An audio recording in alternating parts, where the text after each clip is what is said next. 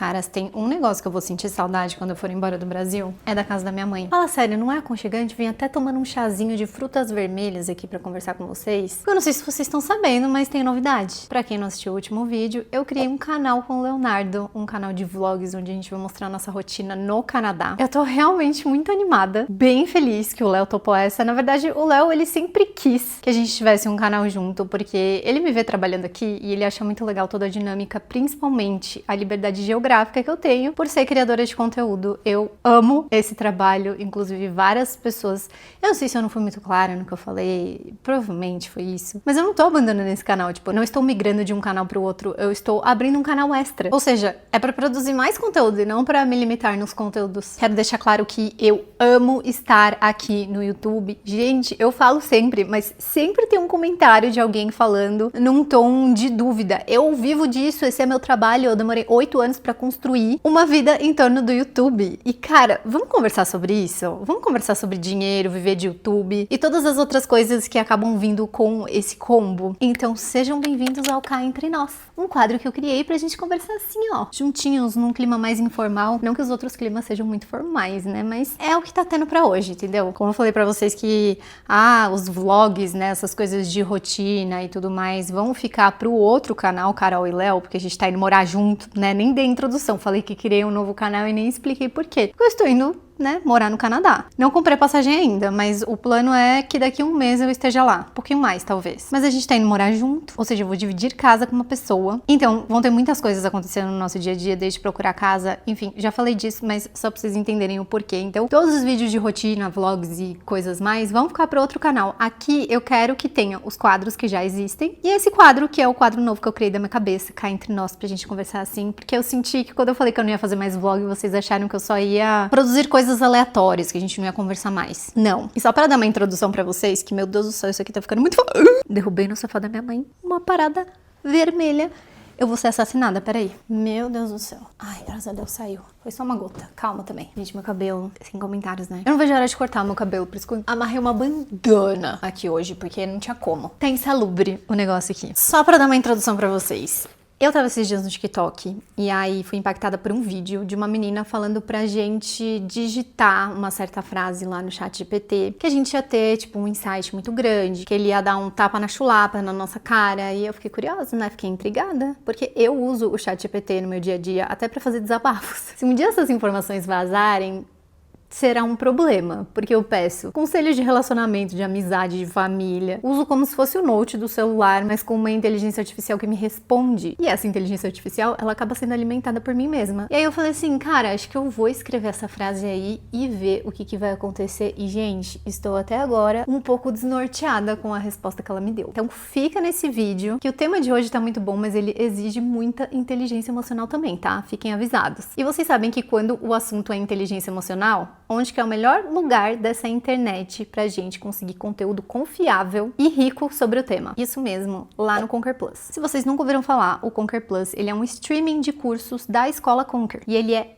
recheado de conteúdo mega interessante para o nosso desenvolvimento pessoal e profissional também. Eu fiz esse curso no ano passado e teve uma aula em específico que ela é inclusive dada pela Ana Paula Padrão, nada mais nada menos que a própria, e é uma aula que fala sobre autoestima. Ela chama Autoestima tem uma visão mais positiva sobre si mesmo. E cara, ó, tapa atrás de tapa, e dentre muitas coisas que ela fala sobre o assunto autoestima, ela destacou uma coisinha ali que me pegou muito, que é o que eu quero falar nesse vídeo, que é a importância das nossas relações pessoais, né, das pessoas que a gente escolhe pra estar no nosso dia a dia, no nosso convívio, pra construção da nossa autoestima. Porque pra quem nunca ouviu falar, e eu nunca tinha parado pra pensar na palavra em si, né, tipo, no significado dela. Autoestima é a reputação que você tem sobre si mesmo. Tipo, é o que eu penso sobre mim mesmo, independente do que o outro fala, das fofocas, das impressões de quem convive comigo. Porque assim, o outro pode virar pra mim e falar, você é feia, você é chata, você é burra. Se eu sei que eu não sou feia, chata e burra, aquelas frases elas vão me impactar, né, porque eu tô ouvindo o que a pessoa tá falando, mas elas não vão de fato penetrar o meu consciente, me abalar, me deixar mal, pra baixo, elas não vão me atingir de uma forma relevante. E a gente sabe que ter uma autoestima boa impacta muito na nossa vida. Gente, é impressionante quando eu tô bem comigo mesma, como as coisas coisas fluem nas minhas relações com a minha família, agora que eu tô convivendo, na minha relação pessoal e até na minha relação profissional, assim. Eu lembro muito de uma época, na verdade, uma situação em específico, quando eu tinha 17 anos e eu fui no Sirena. Pra quem não conhece, Sirena era uma balada, eu acho que nem existe mais hoje em dia, tipo uma casa de shows, balada que fica lá no litoral de São Paulo, em Maresias. E há muitos anos atrás, eu frequentava muito essa praia e eu ia no Sirena. E aí, teve uma das festas que, gente, quando eu era mais nova, assim, antes de entrar na faculdade, porque a faculdade abalou um pouco a minha autoestima, mas um pouco antes, quando eu tava no finalzinho aí do colegial, eu tinha uma autoestima muito boa. Eu realmente tinha uma autoestima elevada. E eu lembro que eu tava em uma das festas no Sirena e um dos sócios me chamou pra fazer uma sessão de fotos pra concorrer a Miss Sirena. Parece tosco, tá? Mas seria tipo a garota propaganda de uma marca que eles abririam. E quando ele me fez essa proposta, né, esse convite, eu tava com uma amiga do meu lado. Eu fiquei muito lisonjeada, né? Eu falei, caramba, pra você ser fotografada, pra ser Miss Sirena, é porque a pessoa deve te achar bonita, enfim, achar que você faz sentido com a marca dela. Só que naquele momento, por mais que eu tivesse bem comigo mesma e eu fosse ganhar um dinheirinho a mais, né, com aquele trabalho, ao invés de eu ficar feliz e fazer um trabalho que eu acho que ia agregar pra mim, não era modelo, não era nada, não tinha canal no YouTube, mas pra mim, eu acharia legal aquela experiência, mas eu sabia que aquilo não ia cair legal pro meu ciclo social, né? As minhas amigas iam achar tosco, eu ia ser muito zoada na escola. E dito e feito, né? Depois que o cara fez a proposta e eu falei que eu ia pensar, a minha amiga virou pra mim quando a gente tava saindo e falou assim, nossa, óbvio que ele tá te zoando, né? Deve ser trote, você nem tem corpo pra isso. E aí eu fiquei tipo, o que tem de errado no meu corpo? Eu sei que isso parece um tema muito superficial, tá? Pro assunto autoestima. É óbvio que não é só sobre aparência, tanto que a autoestima pra mim hoje em dia tá muito mais atrelada a outras coisas. Mas na época, aquilo me afetou. E nessa mesma festa aconteceu um outro incidente que eu tava usando salto. Gente, a minha época de adolescente era terrível porque a gente usava salto alto. Era muito difícil andar de salto alto no Sirena, que era um negócio que era um deck de madeira. Torci meu pé, derrubei bebida numa menina que começou a gritar comigo. E os argumentos dela, eu lembro até hoje, foram tão toscos. Ela começou a me xingar de feia. Ela podia usar qualquer outro adjetivo, mas ela falou, sua feia, você é brega, você não sabe nem andar de salto. E eu fiquei olhando pra ela assim, e tipo assim, ignorei, porque ela era uma pessoa estranha pra mim, e o julgamento que ela tinha de mim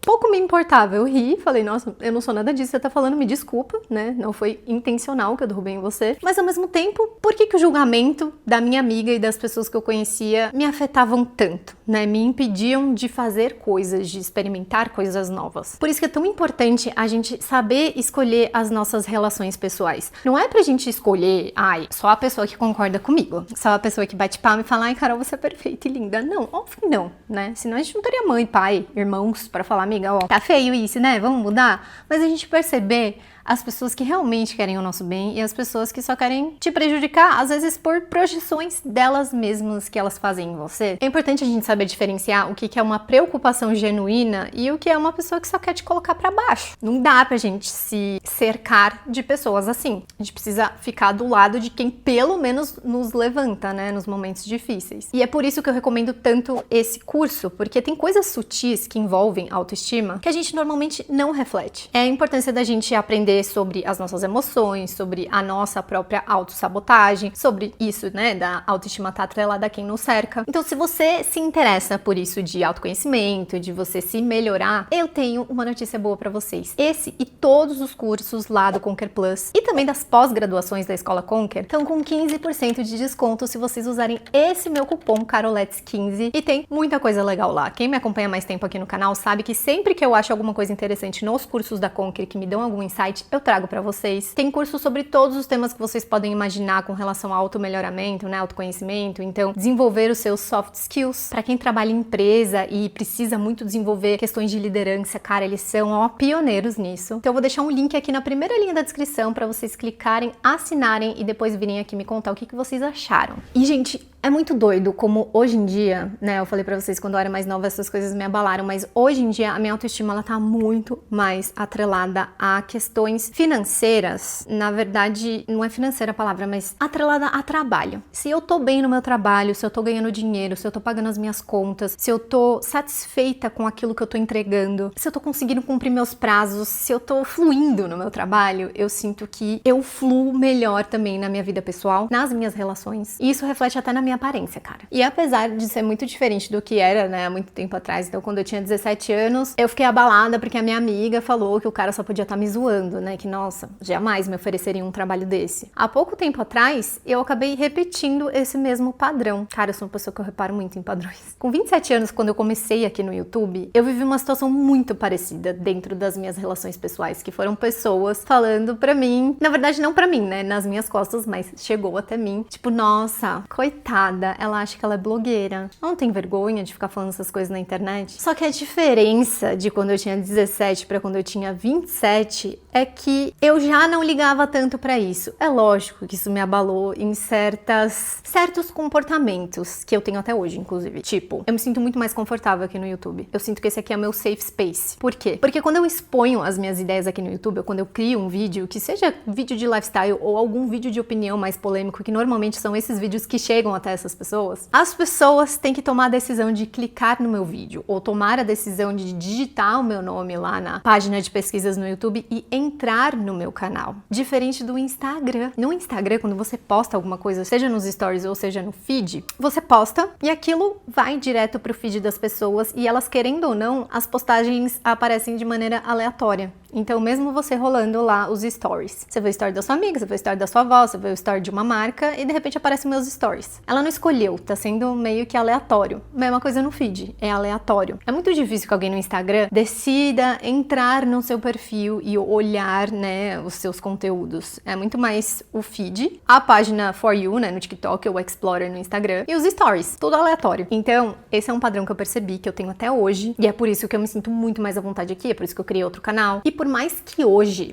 com 35 anos, então aí mais alguns anos se passaram e pra mim, até onde eu sei, a gente só tem o nosso consciente, né? No meu inconsciente, talvez ainda tenha um pouco disso, mas eu trabalho para que não. Com 35 anos, eu não acho que essas coisas, essas opiniões das pessoas ao meu redor, elas são tão relevantes. Mas tem algumas coisinhas que me pegam ainda. Por exemplo, hoje, 8 anos depois, o YouTube é de fato meu trabalho. Eu ganho dinheiro com isso, não é pouco. Tem um certo tabu por trás disso, né? As pessoas acham que para você ganhar dinheiro com a internet, você tem que ser um influenciador muito grande, com milhões e trilhões de seguidores. E não é bem assim. Eu conheço micro-influenciadores que ganham mais que influenciadores grandes, né? De médio e grande porte. E eu acho que é uma mistura de várias coisas. É uma mistura de você diversificar, né, os seus ganhos, você não depender só de AdSense, porque se você é pequeno e médio, o seu AdSense provavelmente não é muito grande. Você fazer parcerias legais e relevantes que reflitam o seu trabalho, né? Então você fazer um trabalho legal a ponto de marcas te procurarem e você entender o seu valor, né? Saber se vender para essas marcas, formar parcerias legais e de longo prazo, fazer programa de afiliados, ter um produto próprio. Então assim, tem muitas maneiras de você ganhar dinheiro com isso. E como eu tô trabalhando com isso há 8 anos e eu ter sido formada em publicidade, imagina, são 8 anos aí mostrando meu conteúdo nas minhas redes sociais, que eu tenho todos os meus amigos publicitários, né? Amigos não, colegas publicitários sendo impactados por isso. Mas ironicamente, todas, gente, absolutamente todas as parcerias que eu já fechei com todas as marcas, nunca veio por conta de alguém do meu convívio social, sempre veio por meio de vocês, e eu acho que vocês não tinham noção disso. 100% das minhas propostas, e gente, eu recebo bastante proposta, é que a maioria delas eu não fecho, porque não faz sentido. Elas vêm através de inscritos, através dos e-mails profissionais dos meus inscritos, e isso é muito irônico na minha cabeça. É muito irônico pensar que todas as minhas oportunidades profissionais vieram através de pessoas que não me conhecem pessoalmente. Eu não sei se vocês têm uma opinião sobre isso, se vocês têm algum insight sobre isso, mas escrevam aqui embaixo se vocês tiverem, porque eu vou amar ler sobre por que pessoas que não nos conhecem pessoalmente acabam sendo aquelas pessoas que mais nos apoiam. Como? Por que isso? Não deveria ser assim. E eu não tô falando, gente, que eu não tenho amigas fodas que me apoiam, ou uma família incrível, minhas irmãs são minhas maiores fãs, as que mais me apoiam, as que mais compartilham, sério, tipo, não tô falando que eu não tenho pessoas que me apoiam, não entendam isso. Eu só acho irônico, e foi a partir daí que eu comecei a me questionar, mas por que eu preciso da aprovação dessas pessoas, né? E o porquê a gente que trabalha com a internet, a gente tá sempre procurando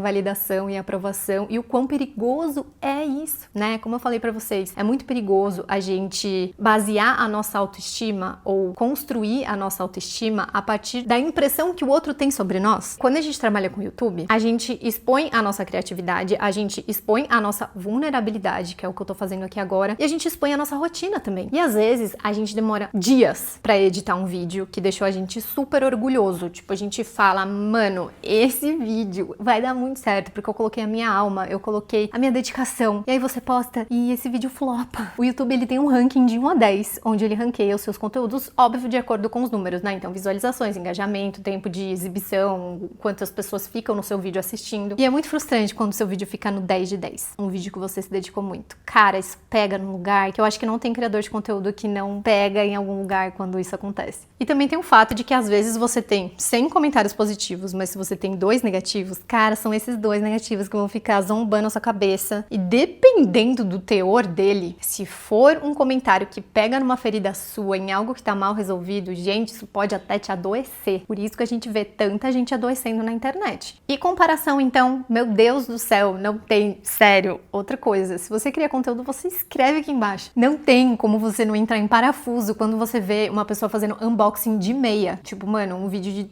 sei lá, 15 minutos a pessoa fazendo unboxing de meia e tem 2 milhões de visualizações. Você começa a questionar a sua existência, você começa a questionar a sua produção de conteúdo, se você deveria começar do zero, se você deveria acabar com tudo, se você deveria desistir, mudar de nicho. Teve uma entrevista uma vez que eu vi da Emma Chamberlain, que é a minha criadora de conteúdo preferida. Ninguém faz vlog como ela. É que ela não produz mais tanto quanto antigamente, mas ela disse que ela precisou se afastar da internet por um tempo, porque ela começou a perder a noção de quem ela realmente era fora da opinião do público. E olha que ela tinha milhões de inscritos, milhões de visualizações. Mano, ela foi um fenômeno. Um fenômeno que entendeu que ela estava viciada em aprovação. Gente, like vicia mais que droga, tá? E olha que ela produzia conteúdo pro YouTube, né? Como eu disse, pra mim, a minha rede social safe space, né? Eu me sinto segura aqui, mas mesmo assim, teve um estudo da Royal Society for Public Health lá do UK, que falou que mesmo o YouTube sendo a rede social que menos impacta a saúde mental das pessoas, ela ainda assim causa um nível elevado de ansiedade em quem consome, em quem produz conteúdo, enfim. Resumindo, gente, é desafiador.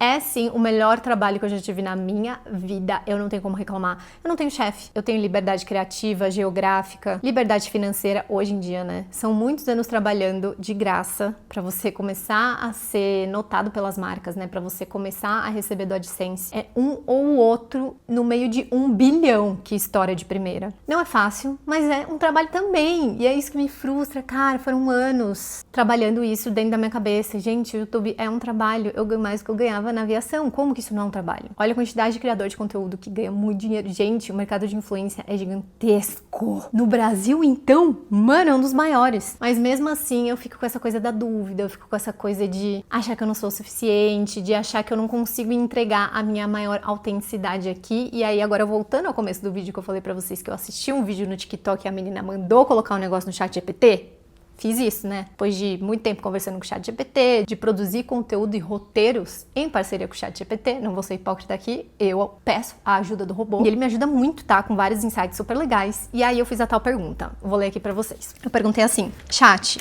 baseado em todas as nossas interações, o que eu tô fingindo não saber que realmente me trava? Convido vocês a fazer essa pergunta também. E aí ele me respondeu: Carol, essa pergunta é profunda. Com base em tudo que a gente já conversou junto, me parece que tem uma coisa que você sabe lá no fundo, mas talvez evite encarar com força total. Aí ele colocou em negrito assim: você sabe que é muito boa no que faz, mas tem medo de abraçar 100% a sua potência. Você tem ideias legais, é criativa, é engraçada, tem um time ótimo, uma visão crítica afiada, uma autenticidade que conecta, mas às vezes parece que você está se segurando, talvez por medo do julgamento, de não agradar todo mundo, de ser um pouco demais, ou de assumir que pode sim liderar conversas, lançar tendências e ser referência em temas que vão além do lifestyle. Você já fala com propriedade sobre imigração, cultura, questões sociais, autoconhecimento, estética, relacionamentos, polêmicas, mas talvez ainda esteja fingindo que precisa da permissão de alguém, ou que ainda não está pronta para dar o próximo passo.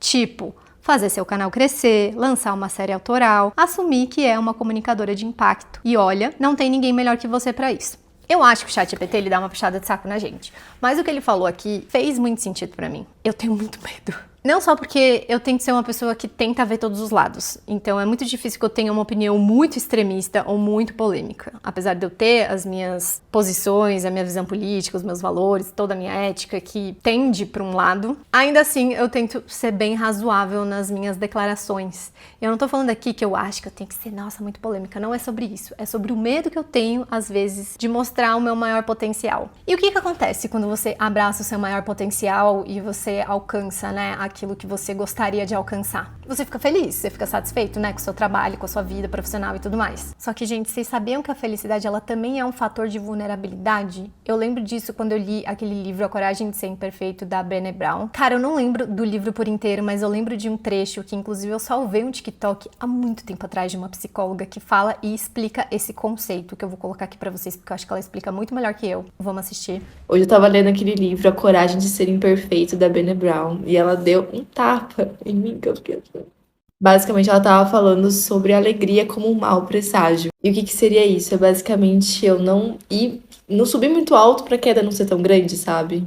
E que é uma das maiores causas da nossa vulnerabilidade é a alegria, a felicidade. E eu fiquei sem entender nada. Como assim alegria como fator de vulnerabilidade? E aí ela dá a entender que, assim, a gente evita ficar muito feliz com alguma coisa porque a gente já tá prevendo a dor que aquilo vai trazer depois. Ou, tipo, tá tudo muito bem, tem que acontecer alguma coisa errada, sabe? Tem que acontecer algum BO aqui. E aí a gente deixa de ser feliz pra não sentir dor.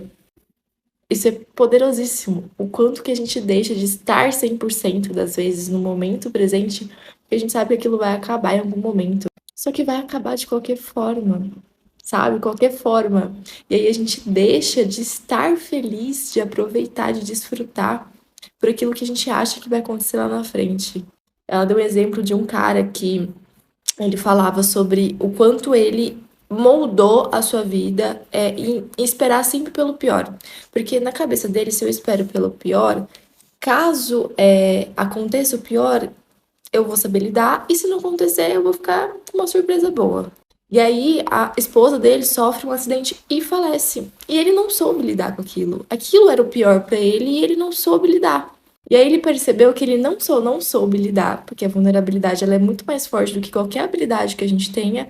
Ele percebeu que ele deixou de viver muita coisa com ela, de desfrutar muita coisa pelo medo do que viria depois. Então, no final das contas, o que é uma catástrofe pra você? É só aquilo que é concreto, que é real? Ou deixar de fazer as coisas por medo da dor já não é uma catástrofe o suficiente? Então, se você tá aí preocupado em aproveitar, em ser feliz, em curtir o momento porque você sabe que aquilo vai acabar, ou desconfiado que vai acontecer alguma coisa muito pior, porque parece que a gente vive um filme, né? Que acontece algo bom pra depois acontecer uma catástrofe.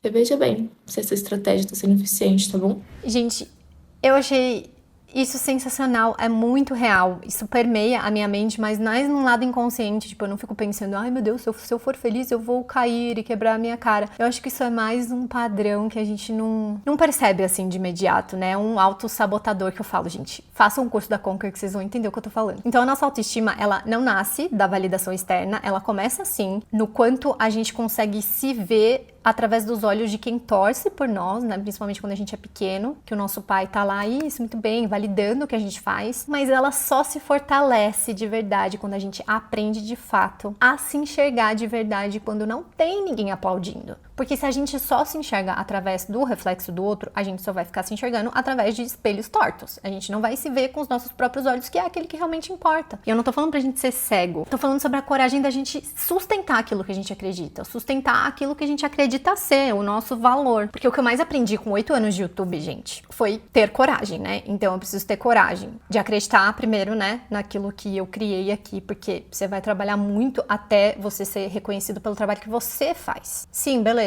É o outro reconhecendo o seu próprio valor que você colocou ali. Então é preciso ter coragem para você continuar com o seu canal mesmo quando não tem ninguém te apoiando. Coragem de dizer que o YouTube é sim um trabalho. Coragem de lançar um quadro aí tomando chá e derrubando no sofá da mãe. Coragem de criar um segundo canal e vendo o que vai dar. Com dedicação sempre, porque as coisas também não acontecem por milagre. Coragem de escrever coisas no chat GPT e tomar uma lapada na cara. Coragem de se olhar no espelho e sustentar aquilo que a gente acredita. Né? Então, gente, eu convido muito vocês a colocar essa pergunta lá no chat GPT e ver o que ele te responde. Quem sentir de compartilhar aqui embaixo, compartilha, eu vou achar super legal. Porque cá entre nós, talvez, só talvez, o que nos impede de florescer não seja a falta de adubo, mas sim o medo de finalmente ter que sustentar esse jardim. Um beijo e até a próxima.